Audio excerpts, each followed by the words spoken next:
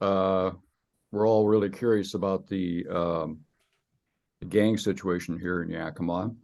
And we're very happy to have Thomas and Cali here.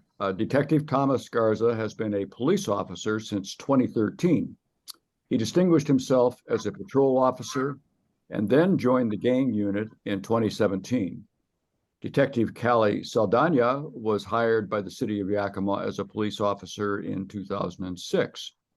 During her career, she has proudly worked patrol, a street crimes unit, and finally the gang unit in 2017. Together, Detectives Garza and Saldana have done uniformed gang unit details responding to suspected gang crimes at the street level. Now, as detectives, they are creating success as part of a coordinated approach to violent crime in the city of Yakima and throughout the Yakima Valley. You guys are on. Thank you. You make us sound really good. All right, well, thank you everyone for being here. It's a pleasure to get to talk with you guys. Aging in place is actually a thing that I've been quite familiar with. It's something, program that my mother is quite involved in or has been in her area where I grew up. So thank you very much for inviting us to come talk with you guys. So we'll just dive right into it. The short gist of what gangs look like in the Yakima Valley is basically this. There are quite a number of different gangs. Overall, gang membership does not actually include that many people compared to the overall population of our county. There are a number of different kinds of gangs, but primarily the two that are the most active in this area are Norteños and Sureños, and they're both historically Hispanic gangs, although that's not necessarily what their membership is made up of anymore entirely. And they have a pretty long history that stems mostly from prison gangs in California. And those prison gangs still have influence on the crimes we see at the street level today. So what our unit does is we spend a lot of time learning about who the current gang members are, the level at which they're active, what roles they play within the gang, and then what their activities have been. We do a lot of work trying to track their activities and then trying to see if any of the state or federal laws apply to their activities so that they can be handled through the criminal justice system. The other half of what we do is we end up referring a lot of mostly youth, but also adults, to a particular program called Walkabout Yakima, or WAY. And that's designed to provide wraparound services. So they have this sort of holistic approach to providing services to people who have been involved in violent activity, gang activity especially, and then trying to just offer them a way out, kind of providing services of all different kinds, everything from mental health counseling to food assistance, rent assistance, anything that you can name that would help keep them stable and keep them out of the gang life. The idea is that as long as they're being successful in the program and maybe even graduate the program, they're not out causing violence on our streets. And really, to reiterate, the number of violent people, I guess I should say, the number of people who are being violent out in the streets of the city of Yakima, the county of Yakima, statistically speaking, they're a very small group of people. It's the same people committing violent crimes over and over again. So we find that we've had a lot of success by targeting the behaviors of certain individuals who are committing those crimes again and again. And when we're able to remove one of those from the general population, either through prison or through the WAY program, that has a pretty big ripple effect throughout the community and helps reduce violence, at least up until the next person takes her place. So we're going to do a short presentation kind of on gang graffiti, because that's typically how most people experience gangs. Most people in the Yakima Valley don't actually have a lot of direct connection to gangs. Maybe they have a child or a friend's child who dabbles in gang activity, and or you've seen tagging out on the street or tagging at your grandchild's school. And this kind of gives you an idea of what you're really looking at, so that you have a clear idea. What's gang activity, what's not, what is just general youth shenanigans versus what is actually threatening behavior. So Thomas, if you want to start the. And I'll just add that that criminal street gangs, in my opinion, throughout the United States, but specifically here in the Yakima Valley, they're not, law enforcement as a whole. We deal with criminal street gangs simply because most of the time the gang is committing criminal acts or violations of the law, which is what brings law enforcement to the forefront of dealing with gangs. But like Kelly touched on with the WAY program, that'd be one example of a community outreach program. There are a lot of counterparts that we have as the YPD gang unit, but colleagues around the state, investigators around the state that we speak to that have those things, those types of programs in their local areas. And so the overall message about that is that gangs are caused not necessarily by one particular thing, in the sense of maybe the parents aren't great or the kids don't have any friends or whatever it might be. They're a byproduct of several socioeconomic standards or lack thereof, that lots of people face in this country.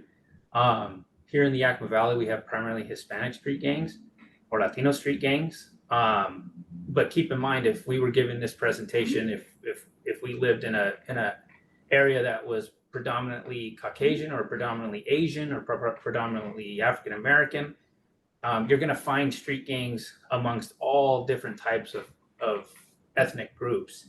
And the reason I say that is because what we're going to speak about is unique to our area and to the Yakima Valley, but getting involved, for people to get involved in their communities, this is affecting our entire nation and not just our local area. And so it's not a problem that's necessarily out of control, but it takes more than just the police department to deal with this issue, because so much of it starts before the police department ever gets involved as officers. So don't mind our coworker trying to sneak by the camera there. All right, we're gonna figure out how to share the screen.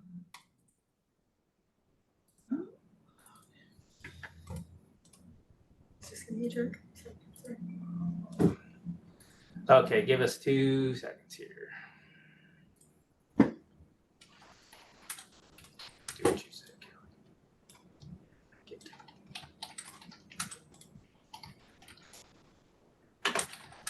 No, there's just a setting on the program it doesn't like, so it's good. It's good. That's good now. Okay, and we are sharing. Can you guys see the gang graffiti in the Yakima Valley? Yes. Yes, we can. Thank you. Oh, good. All me. I got it.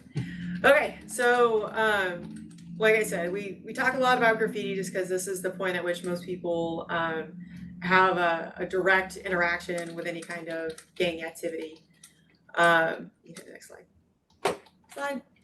Okay, so the first thing I want to be really super clear about, Detective Garza already really touched on this, but what we're really looking at when we say gang members and street gangs, we're really talking about is a collection of people who are committing criminal acts. And so the whole point of the organization is to commit these criminal acts for the benefit of their organization. Now that might be criminal acts to maintain territory or to make profit, to defend other members, or to induct new members. But the whole point is criminal acts. This is not about the way one dresses. This is not about the way one talks or who you associate with. It is at the end of the day committing criminal activities in our communities, and our job is to just try to address some of that. This is about organized crime, and we work really hard at trying to dismantle that, or at the very least disrupt it. Slide. And jump in whenever, please. Yeah, so again, I touched on the fact that we could be talking about other gangs like Crip gangs or blood gangs, which are primarily African American gangs, but that's not necessarily what we have concentrated in the Yakima Valley. In the Yakima Valley, we have California-based gangs, and what that means is essentially in the 60s, the way things were happening in prisons and things like that, these Latino street gangs kind of emerged out of the California prison system.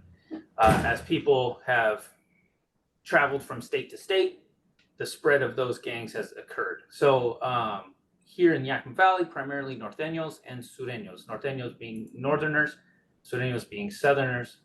Norteños claim the color red, and sureños claim the color blue. Norteños and sureños are overarching labels for the criminal street gang, for Latino street gangs. However, there are subsets or individual gangs under the label of norteño. And so we have several subsets that are their own individual subset gangs that have members, which we see, including in norteños, and we see that those members blend. So what does that mean?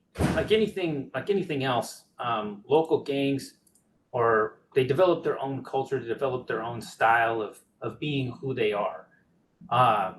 With the advent of social media, which we'll talk about a little later, but the advent of social media nowadays, we're seeing a lot of, we'll call it expression over social media. Social media can be very private in nature most of the time. And so that's one area where you can find a lot of gang activity. Whereas before technology existed for social media, like individual social media, like cell phones or smartphones, before smartphones and tablets and things like that, it had to be verbal or face to face most of the time. That's not necessarily what we're seeing anymore. So when we talk about the evolution, we as investigators have to stay, current on the trends, because investigations have shifted more so from just interviewing an eyewitness necessarily to now having to dive deep into a computer device to try to find the evidence that we're looking for. All that really means is that there's a lot of work to do on that. But as you can see in the pictures there, firearms are going to always be associated with gangs. They have been since the invention of gangs, essentially. But that's one common thing you're going to find between the two sets. So while our gangs, their lineage sort of starts from another place, at the end of the day, our gang members are our community members. The people who live here, people who grew up here. They're people that we go to school with, people that we work with, people that we see on the street, people that we stand in line next to the grocery store. So while it would be very easy to point at this other place and make these people as the other, it's really important to remember that at the end of the day, they're still the people that we live with. Our own gangs have their own culture. While there are a lot of influences from outside this area, our gangs have their own flavor. They have evolved, as Detective Garza has said, in their own right. And a lot of the decisions are made locally. So again, I think that there's a lot of fear about the idea that gangs from outside this area are taking over. But at the end of the day, that's not what's happening. And honestly, it wouldn't really make a difference. At the end of the day, it's the people who live here who are committing these acts. Next. Like we said, norteños and sureños, they've adopted numbers and colors for the purposes of identification. So oddly, in gang culture, kind of really across the board, regardless of what kind of gang you're talking about in the United States, color and numerology play a really big role. So in a lot of tagging and tattoos, hand signs, you'll see the letter N, the number 14 to represent norteños, or norte, you'll see the letter S or the number 13, and the color blue to represent sureños. Sometimes, occasionally, the letter M, but in this area, sur or south for southerners is what gets represented. So what are you going to see or hear when you're dealing with a criminal street gang member. For those of you that maybe are or gang member or associate, and for those of you that are maybe working still in the school districts in your communities, or know people that are in school district, or have relatives that may be attending in a school district or something. Unfortunately, for most people, if you're not raised in the lifestyle, the other two common ways to be exposed to the gang lifestyle are going to be through somebody that's your age that is. And then, of course, the most common place for a person to meet somebody that's their age is in school, because the school is just a big building where all the kids go for 6-7 hours a day, right? So don't be surprised if you meet or talk to relatives or family members or friends or whatever that have maybe been exposed to some of these things. So some of the common things, terms we see are SK, which stands for scrap killer or sureño killer. Scrap being the derogatory word for sureños, and then a sur rat, but sur meaning south, but it's Play on another words. play on words. It's another way to just use the word south in Spanish. And for norteños, like they can't exist with the letter S, right? Because if you're a norteño, your arch enemy is a sureño, and you can't even live with the letter S or the number 3 or anything like that. So you'll often see in their writing or their tagging, they'll cross out the letter S. And if they're texting, they'll often put in a different letter, like a Z instead of an S, just because they're so opposed to this other group, they can't even stand having their letter to represent them around. So just something to keep in mind. And then it's the same thing for sureños. Like they will cross out the letter N. They'll use other letters like an X to represent the letter N when they're texting. All just because the opposing group is so disgusting, they can't even stand to look at them in their letter in a text message or in writing. So so with the norteño terms, surrat or surrat, just again derogatory. Sureños, it's again the opposite. So instead of SK, it would be NK for norteño killer. We see this on graffitied on fences and cement walls regularly. But busta and chap, those are also derogatory words. So when you see, or when you are hearing these words, or you see them written down or something, if the opposite, we'll call him team member here, if your rival or your opposite team member is saying that to you as a gang member, those are trigger words. And essentially, their gang member or associate is indoctrinated by an older gang member or associate, that when you are called one of these words, that it is disrespect. And disrespect, any sign of disrespect, is supposed to be met with immediate violence on the person who's then disrespecting you. So this could be the root for fights at school, fights that occur after school with kids. This is certainly the root or the root of some of the shootings that we experience within the city of Yakima and in Yakima County. Surprisingly enough, most of the time we have a shooting, it's because two people that don't like each other just happen to be in the same place. And it can be as simple as that. It can get more complicated, of course, but it can be as simple as that. And these are the terms that we see graffitied on fences and walls. These are the things that we see in documents. These are the things we see in text messages and social media. So these are some of the terms to be on the lookout for. Before we go on to the rest of this, the one thing I will say is that there is a lot of graffiti that has nothing to do with gangs. There is a lot of graffiti that is just someone wanted to write their name in the snow, so to speak. They are considered themselves artists. Maybe it's just a young person who's just decided that they just want to write their name or their moniker everywhere, and they're not gang members and they're not representing themselves to be gang members. So I just want to keep in mind that like everywhere you see tagging or graffiti does not necessarily mean that you're surrounded by gang members and we should all be afraid. That is not the case at all. You see the colorful graffiti that goes by on trains And so, you see it on curbs and stuff, and most of it is just people that for whatever reason they feel they need to damage other people's property by spray painting or using markers or whatever. And that's not an indicator of violence in your community. The reason why we point out some of the things like NK and SK is if you were to see NK or SK or some of the other representations like 14 or 13 in tagging, that would be an indication, that would be a very clear indication that in fact was gang tagging. So just something to keep in mind, ways to kind of differentiate. Are we surrounded by violent criminals right and left? Probably not. Are there a few people who are jerks and they're tagging? Yes. Are there even fewer of them who are tagging gang graffiti? Yes. Okay, gang crimes.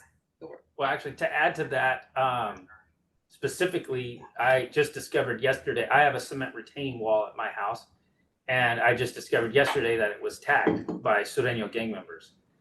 So yes, I know I have to cover it up now, right?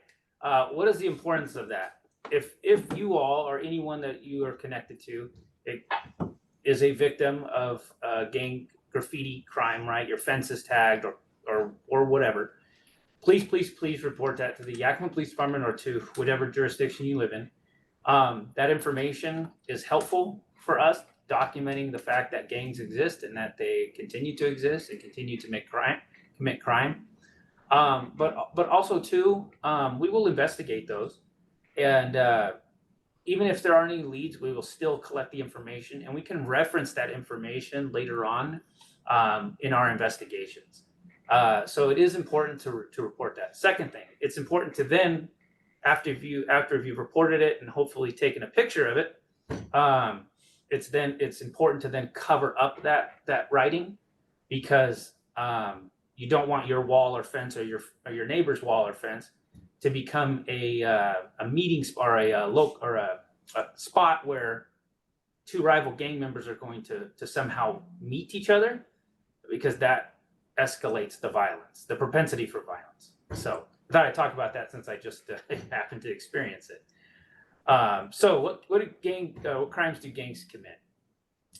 So if we remember the first slide where we showed you the definition of what a criminal street gang is, the legislature created that definition for us to use as law enforcement, because we can't go around labeling what a gang is and what a gang isn't just based on nothing. We have to have something to attribute it to, right? So that way we make sure we're attributing that label fairly and equally into those groups or gangs that truly actually deserve to be called a criminal street gang, right? So we take our proof or our evidence, so to speak, from case reports that involve murders, robberies, shootings, sexual offenses, burglaries, and et cetera, et cetera. Gang crimes are wide-ranging. Gang members don't just commit one type of crime. They don't just do shootings.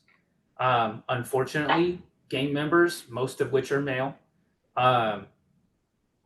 will often commit domestic violence-related crimes against their spouses, significant others, or children. And our special assault unit here at the Yakima Police Department often deals with gang members and their families in that regard. We in the gang unit investigate shootings, robberies, and help investigate murders, but it's not limited to just what maybe you would see on the news. They certainly are committing more than one type of crime. And why is that?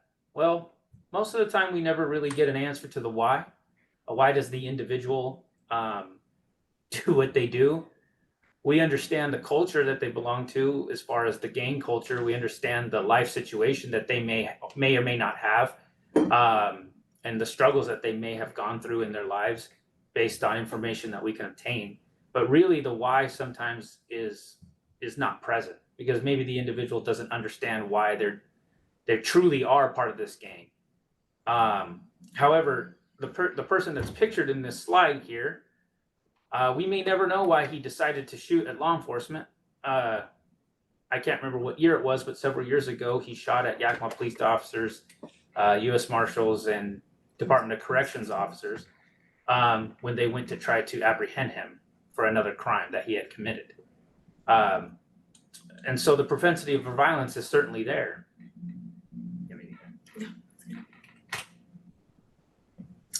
Okay, so the one thing that gangs are really good at is creating fear. So I think this is part of the thing that I have the hardest time talking about with people, because they'll see the news or they'll talk to a neighbor or something and they'll tell me, well, it's getting worse, it's terrible, it's never been this bad, and frankly, by the numbers, that's not accurate at all.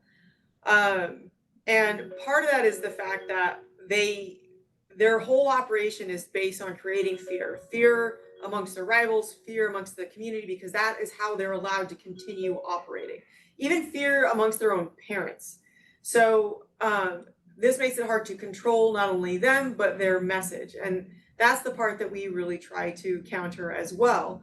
So one of the most successful ways that they have in using fear is, a lot of our crimes require somebody to talk to us. What did you see? What did you hear? Who was the shooter? Did you know them? And they won't talk to us because what they're afraid of is fear of retaliation. And while retaliation is not impossible, it certainly does happen, it's really not common. And all I have to do as a gang member is convince you that I will come back. Then I won't talk. And that's all that has to happen. They don't actually have to do anything or even really say anything. Most of the time, if you ask people who say, why don't you want to talk to the police? Well, I'm afraid of retaliation. Well, has anybody talked to you about this? No. Have you received any threats in person, a phone call, social media, anything? Well, no, I just know the way it is. Then that's all they have to do. And unfortunately, it puts us in the really bad situation of, there are a lot of crimes that cannot be, where the investigation cannot continue and no one is prosecuted because anybody who would know anything refuses to speak with the police. So this also prevents people from reporting the crimes in the first place. It also prevents anybody from providing information to us once the crime has already happened. It prevents parents from doing things like controlling their own child. My child won't go to school. Well, why don't you make them? Well, they said that they'll send their gang member friends after me, and I'm afraid of them. That's a terrible situation to be in. But that fear is one of their greatest weapons. Long before any particular individual gang member gets their hands on a gun, has ever made any actual threats towards anybody, their reputation precedes them.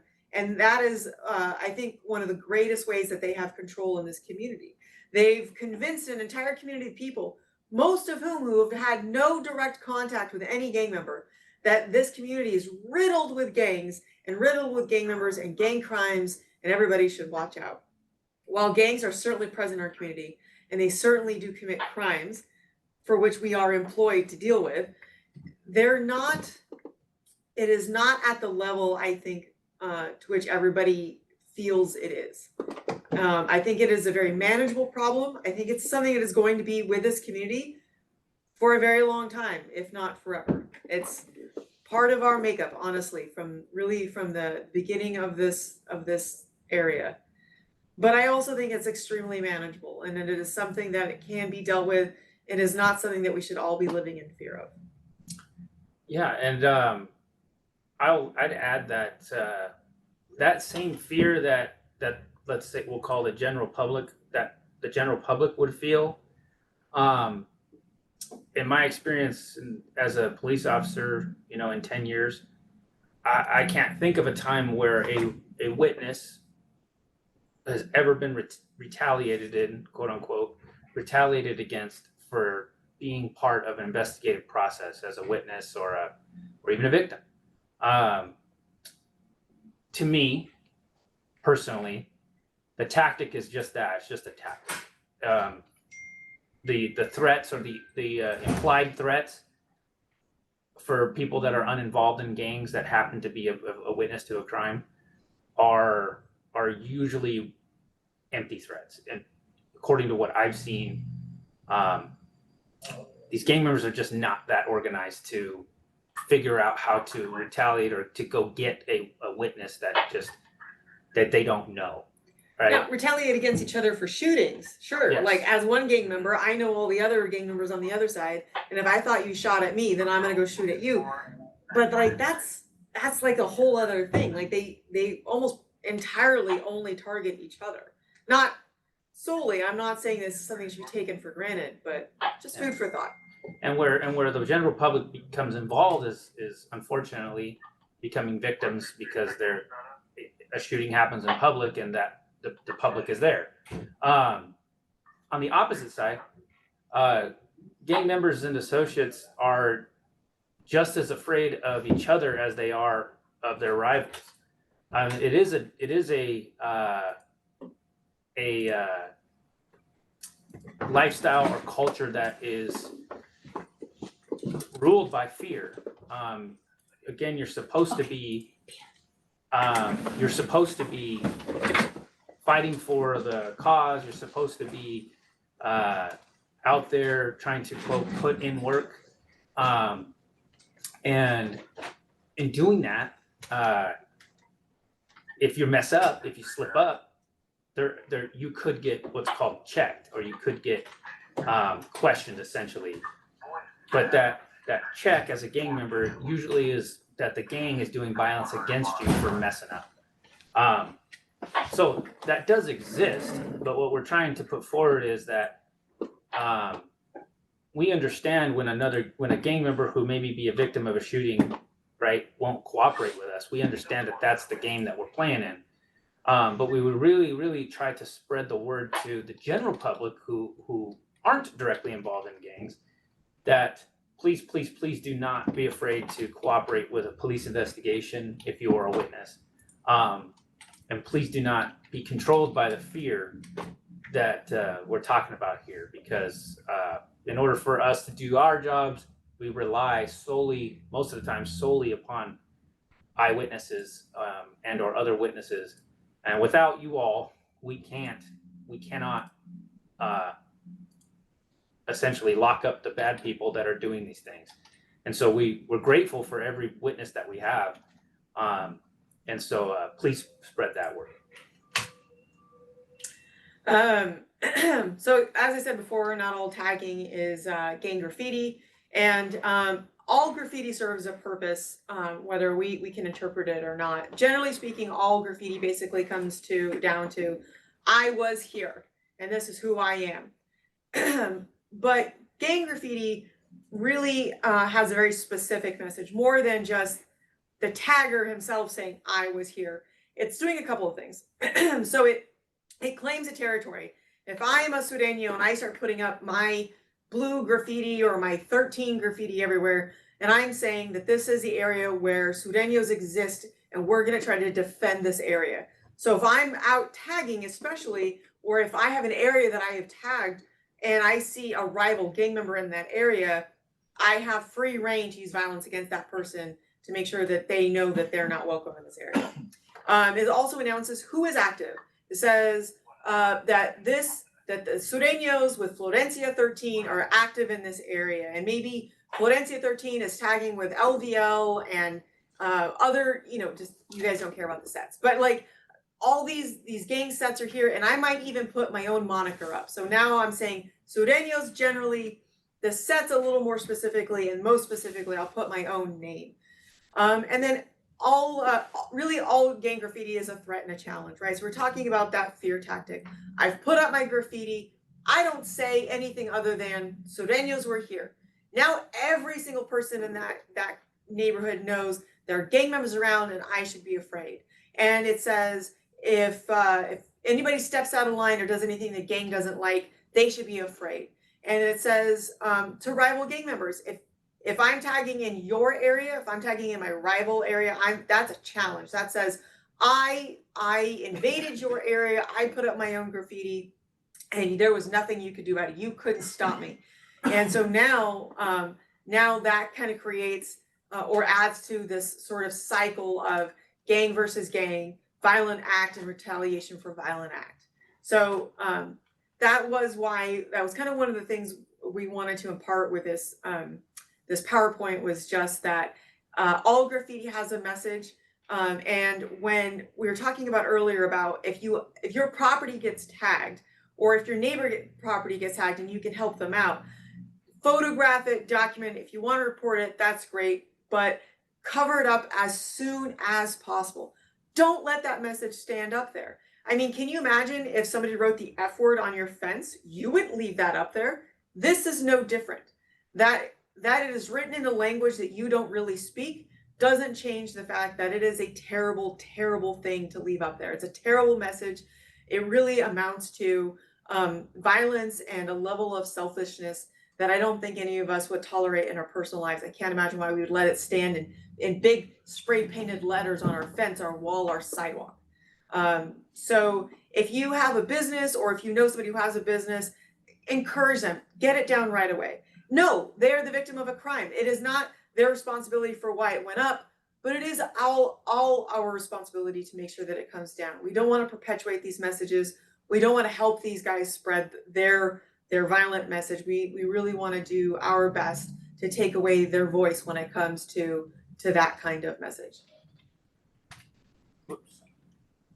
Yeah, so generally, like I said, the general format to graffiti is, I think we missed one? No. If we go before it? Nope. Okay. I meant before it, but that's okay. So yeah, there we go. But basically, like I said, it would be like leaving profanity up on your fence or your sidewalk, and none of us would think that's acceptable. So this isn't any different. And then finally, talking about gangs in the Yakima Valley, it's very intricate, and I could get very geeky on you, and I could go into all the details, but basically it comes to this. Gang members, at the end of the day, they're just like anybody else. They have family, they have work, they have school, they have all kinds of reasons to move throughout the valley. And they influence each other. They cross jurisdictions in a way that law enforcement really doesn't do or can't do very well. And all these decisions that might, like a decision from one gang set down in Sunnyside, will have an impact on how gangs in the city of Yakima behave. And gang members don't just stay in the city of Yakima. They live in Sela. Yes, they live in Sela. They might work in Sela, even if that's not necessarily where they're particularly active. They are just normal people doing a lot of normal things in addition to all their criminal activity. So if they're not living in one place, we can't afford to live in a bubble either. Please have patience with law enforcement. The truth is, we have a lot of legal and constitutional restrictions on us that don't easily allow us to respond in all of the ways that gang members behave. So their freedom of travel, their social media use, and all of these things, they really have this ability to conduct their crimes and their other activities for the purposes of their gang in a way that we're not always easily able to keep up with. But it is something that we are working on. And so our partnerships with community members, our partnership with other groups and other law enforcement agencies has been really critical for us. And that's something that we continue to grow. Our unit specifically has, I'm really proud of the fact that we've really interacted with a lot of other agencies and non-law enforcement groups around the community much better than I think we have in the past. And we really continue to grow that. So hopefully that's something that we'll continue to see improvement with.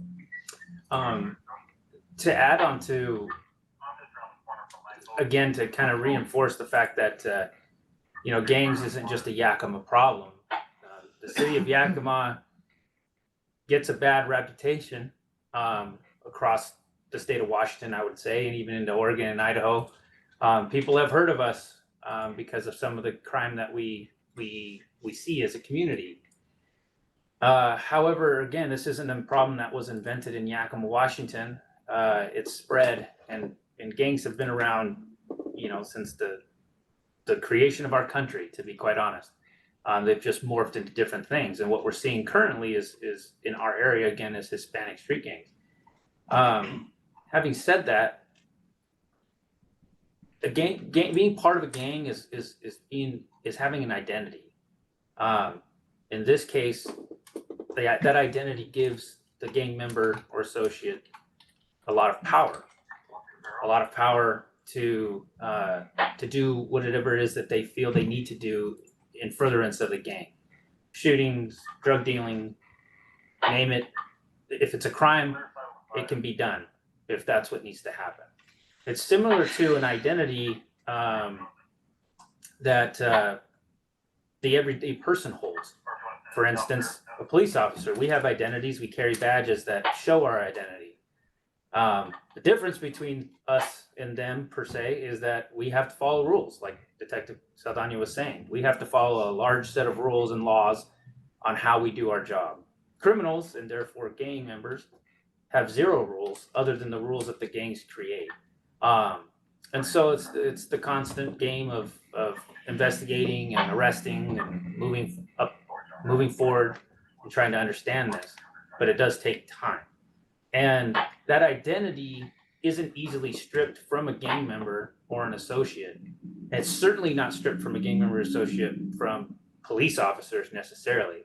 It is a gigantic decision for a person who is involved in gangs to then try to leave gangs. Life-altering, life-changing. Equivalent to the stress that could come from the loss of a loved one or divorce or something along those lines. That's how stressful it is for this individual to make that decision.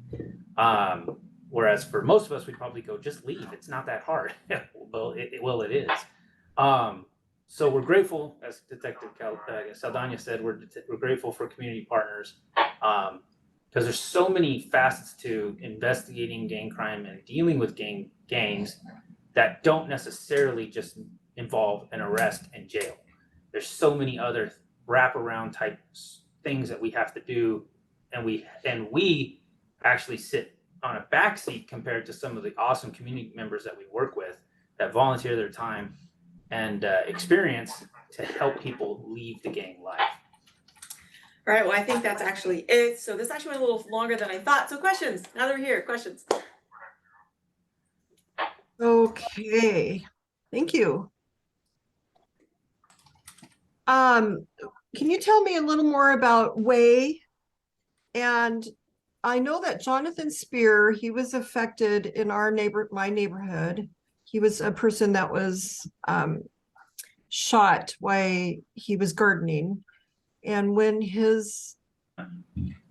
reached out, he and his family, and reached out to the young man that did the violence to him, about Collective Justice Northwest, hoping that he would choose Monroe as the facility prison that he would go to because of Collective Justice Northwest. What kind of programs, what kind of things can we do in our community to help, to take part of, and what do you know already? I guess so. I kind of jumped. Well, so Way is a mentorship program, and so the idea is they have these credible messengers, people who themselves have experienced the gang life in some capacity, and so when they interact with the youth, mostly the young people who are in this program, the idea is that if I'm a credible messenger, I can speak to you credibly about what it takes, what it's like to be in this life. First of all, I understand, I have a personal experience in it. And then what does it take to get out of it? And what does it take to keep motivated and to take the steps to continue that life? Because honestly, everything, it's always a day-by-day process. So that's the gist of how Way works. And then in the process of, in addition to that mentorship program, they also provide those other services like helping them get transportation, renew their driver's license, get stable housing, or assistance with rent, things like that. So the project that you're talking about related to Monroe Prison is something that it happens while they're in custody. Ours primarily happens while they're still here in the community and doesn't necessarily depend upon a criminal charge. We find that sometimes it is quite useful to have a criminal charge, sort of the idea of, hey, you're going through this criminal process and you can see how terrible, like, all of this is making your life. Would you also like to go away from that? And so kind of to speak crassly, sort of a carrot and stick approach, which we find sometimes as human beings, we need that. We need somebody to remind us that we're in a lot of trouble, but wouldn't it be nice if we just didn't behave that way that got us in trouble? And that kind of helps divert our behavior, kind of gives us that decision point. As far as what things can people just generally can do, I would say honestly, get involved with youth-centered programs. So mentorship programs, especially, really get into kids' lives when you can get into them young.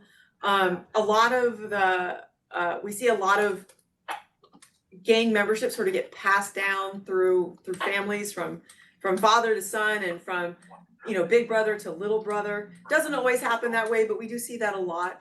So really kind of getting involved in their lives, and all we can really, any of us, do is we just open a door, right? We just create this opportunity for them to see that life doesn't have to be this way, and we can give them the resources to walk through that door. Sometimes they choose to walk through it and sometimes they don't. But we also never know when they're going to come back. It could be 10 years from now after a life of violent activity, only to come back and say, you know what? I remember those people and they offered me a way out. And now I'm going to try to take that wherever and whenever I'm at. I'm going to try to take those opportunities.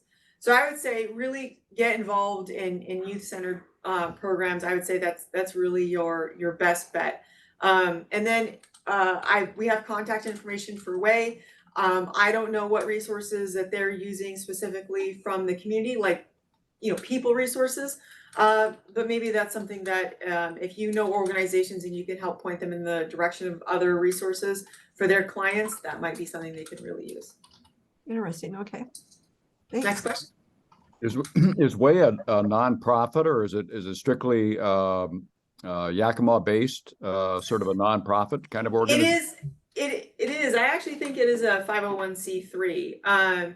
They're housed under The Dispute Resolution Center? Yeah, the Dispute Resolution Center, but I think they're even branching away from that now. That they're their own entity. We work with them. They're their own entity. They make their own decisions. So sometimes we're not always up on what they're doing currently. But I do believe that they are a not-for-profit, and they are centered specifically in the city of Yakima. Part of that is a funding issue. We've talked to them before about referring juveniles who do not reside within the city of Yakima, and they just can't handle it. They're almost always entirely at a maximum caseload as it is. And it's kind of a cumbersome thing to wield. And part of where they see their success is that their credible messengers typically have a great deal of connection to the specific community. And so that'd be one of the things that any area that was looking to have a similar program would also want to focus on, is having people from that area be the credible messengers to the gang involved people in that area. Is that Matt Fairbanks's group? Was he involved? It is not. That is not a name that is familiar to me. You mentioned about the gang activity is prevalent up and down the valley, and that these various gang members do a lot of traveling back and forth. Is there any kind of a networking going on, say, between gangs in Sunnyside, Toppenish? Yeah. Oh, absolutely. Yes. Yes. Oh, yes. Yeah. Okay. Again, what I would touch on is, again, with the invention of social media, and then the ease of access to social media and text messaging and electronic forms of communication, other than email. I don't think I've ever seen a gang related email before, but I mean, when you can hold it in the palm of your hand and send out mass communication, I mean, I think we're seeing it around the country in many facets, but in gang related issues, it's just that easy to take a photo of yourself, write some gang related stuff, and a touchscreen colored pen that you can use to alter the photo, write some gang related stuff, and send it off to the masses. And that's how. Is this like on Facebook? Is that where they do it, or Facebook, Instagram, Snapchat, WhatsApp, and they name all the social media platforms? I can promise you that gang members or associates are using those platforms to communicate with each other. But really, even before social media, this whole valley has been connected for a very long time. Social media just made it that much easier and that much faster.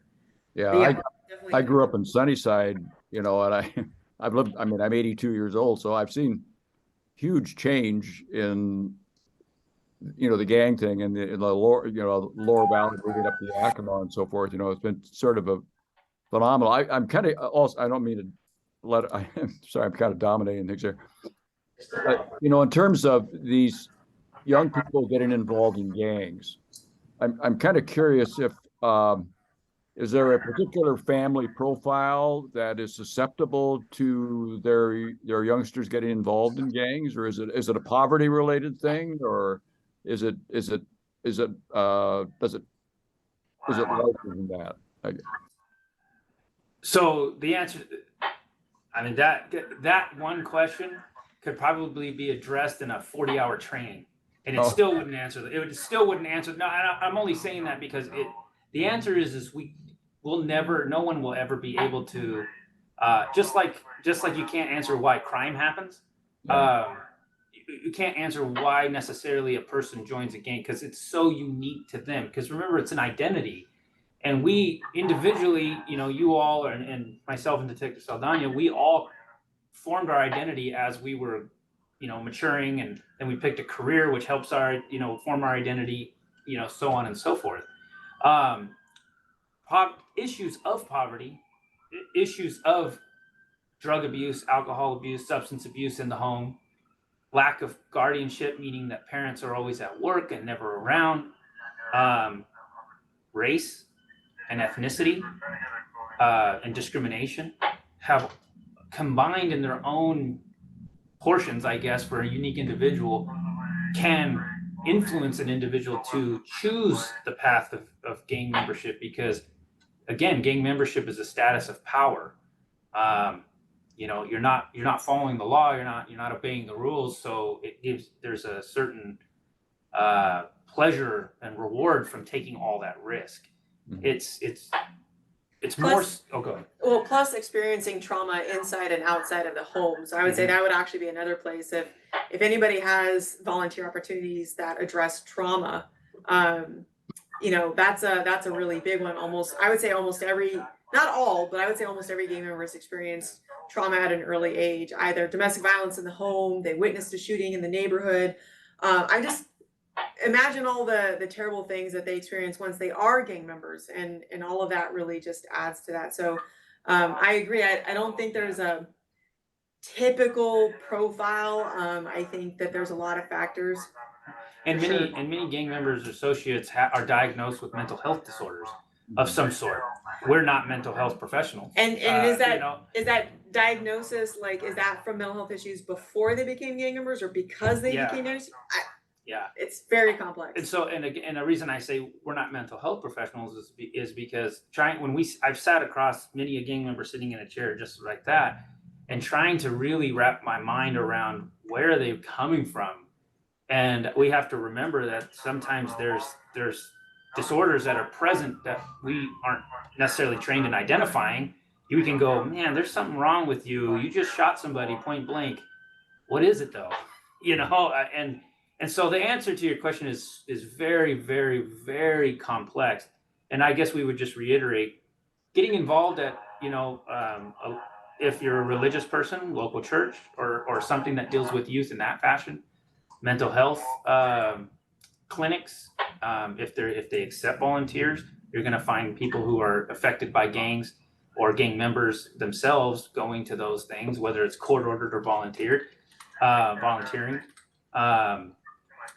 And in schools is the biggest one. It's ground zero because all kids are required by law to go to school in Washington State. So that's where most kids are exposed. If they don't have it in the home, that's where they're exposed to gang life. And I have met parents personally who, on paper, with the Yakima Police Department's our record management system, I can see that they have no incidents that would suggest that they're bad parents. You meet them, talk to them, they seem awesome, but for one reason or another, their child, and it's usually a male, just wandered out into the deep water, and we will never know why until that gang member, that subject, tells us this is why I did it. I made this decision because of this reason. So every single person that we deal with is unique in and of themselves. Could I ask a question about graffiti? I clearly heard you say that if you have graffiti, you should erase it. But does it matter if it's gang graffiti or not gang graffiti? If you can't, It doesn't matter. I mean, honestly, like at the end of the day, well, the one thing I will say is that there's quite a body of research that shows that the longer it stays up, the more likely it's to attract more graffiti, and that the quicker it's erased and the cleaner looking the space, the less likely it is to return, and the more time will elapse before it will return.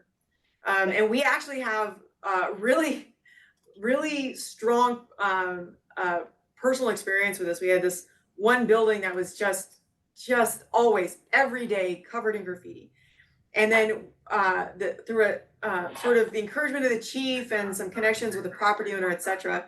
The property owner is just every single day, sometimes twice a day, making sure it got covered up, and then there was no graffiti, and there was a little bit of graffiti, and he covered it up. And then there'd be like 100 days. We got to a point where it was well over 100 days before there was any graffiti that returned to that building. And then by then he had switched property managers, and so he didn't cover up his graffiti right away. And then it started coming back, and then they got rid of it, and then it stopped coming back. So it's not foolproof, it's not guaranteed, but it is definitely one of those things where the more consistent you are, the less consistent they will be. Mhm. So. I had a situation where I live across from Nob Hill Elementary School, and graffiti was put on my wall, and my neighbor thought it was because she asked somebody who was parked in front of her driveway to leave because he was just staying there too long, and she thought that person thought it was my house, which it wasn't. It was her house. So that's why she thought the graffiti was put on the wall. So I called, and they give you can get materials to remove the graffiti, which was really great. So which I did, and have never had any problems since. But I thought it was great. I got great response of materials to help me remove the graffiti, and happened really quickly. So. Oh, that's awesome. Yeah. What do you recommend for removing graffiti or painting over it? Is there a particular product which is good for that? So the paint removal or graffiti removal products sometimes depends on whatever material it's on. So concrete, wood, vinyl fence, those all might be a little bit different. The one thing I will say is that whatever you do, make sure that the whole space gets covered in the same thing. So if you've got like white fence and then you do a patchwork of like off whites, different, like it looks like a space that other people tagged. Whereas if it's like the solid color, it looks like the wall's intact, like it's the way it's supposed to be, not like a space that's already been vandalized and therefore ripe for vandalizing again. Basically, the idea is to create the appearance that somebody there cares. Great. I'm kind of interested in the interaction that you have with some of these other law enforcement agencies. You mentioned that you work together quite well. Does that include the reservation? The Yakima police, Yakima reservation police. So they're actually just this short of being an entirely different country, and so there's a lot of rules that are very, very different between them and what we typically do on a daily basis. And they are not an organization that we have reached out to for a number of reasons. I will say though that we have improved our relationship with a lot of other agencies, but it's still continuing. And one of the other things that we run into is that it's been a while since I last heard the numbers, but the last time I heard the numbers was that like the tribe was down like 12 positions on a 20-man department. Oh, wow. Yeah. They're struggling. If we're having a hard time, they're having a miserable time. So that's been kind of one of the places where we stand. The other thing too is because the way that the reservation works, it's like I said, the Yakima Nation, right? So the way that works is that enrolled members are treated as sovereign citizens or citizens sovereign to their own nation. So our ability to enforce there is exceptionally limited. And I know that I've interacted with the Yakima Nation Police Department on a couple of occasions, but they're just not in a position at the moment, I think, to discuss gangs. YSO, Sunnyside, Toppenish, those are all agencies that we've had a fair amount of contact with, but they also are in such a difficult position that it's just been exceedingly difficult for them to do anything other than just sort of run call to call. They're just such an emergency mode that proactively being able to deal with gang members is just, they just don't have the resources and honestly the brain space to deal with it right now. So spare a thought for them. What's going to change that? What needs to happen? Manpower. But that's a problem. That's also a whole other discussion, just talking about cultural changes, funding. On a lot of these places, they have the budget, but they're just not departments that can afford to pay a lot, so they're not going to attract a lot. I also think that there's a lot of cultural changes in our country that really focuses more on getting the paycheck than service. I'm going to do how can I get the cush job for the highest amount of money. Law enforcement is literally dirty. It's a dirty job. It is. I think it's fun. I've loved my career. It's never particularly, it's grossed me out, but it's never particularly bothered me to get elbow deep in somebody else's body fluids or, get into a fight or crawl under houses because I'm always the small person. So like, I just feel like that's just not a thing that is especially popular right now. It's not like it was ever a job a lot of people wanted to do. I think it's just a job even fewer people want to do. So. Yeah. Thank you for doing it. So yeah, for sure. Yeah. So is the YPD pretty short? Are they down on We're also down. I think we're down a total of 12 positions or 11 positions, something like that. And then there's even more positions that have been frozen. So the city doesn't consider us down all 20 spots because they've frozen some of those positions for budget reasons. Yeah. But yeah, we're down. We're actually, so for longer than a year, we've been expecting to get another member for this team, but he's never been able to join because of manpower reasons. So, and there's been a lot of even more critical positions in this department that have also needed to be filled, and so those are getting filled first. But we're actively recruiting, so if you know anybody. We are. Okay. Yeah. Go ahead. Well, I was just going to. My son teaches at Davis High School. Oh, good. And he teaches civics, and he talks about his students, not by name or anything, but he knows he knows some of these students are involved with gangs. They don't particularly try to hide it. I mean, they don't. Their body language, the whole way they carry themselves, all of that, and it's really interesting how he deals with them. He happens to be a pretty big guy, and he's a kind of a weightlifter type. So, he can handle himself okay with these guys because they're mostly guys. But I kind of wonder about some of the, other teachers that aren't weightlifters or whatever, I don't know. Are the schools, there was that incident at Eisenhower where the kid shot his cousin, that kind of thing. I don't know if that was gang related or if that was, connected at all with gangs, but I'm just curious, I guess, about gang activity in the school system. Yeah, there is actually definitely a lot of gang activity. He was saying that a lot of the places where these kids encounter gangs, if they're not encountering it in their own home or immediately outside their front door, then they're encountering it at school. We've had gang members talk about how the best place to recruit future gang members is in school. The kids are held captive for so many hours in a day, along with each other, and you want to belong. That's one of the factors that is tied in with people joining gangs, is wanting to belong to the groups, the people around you, the people who influence you.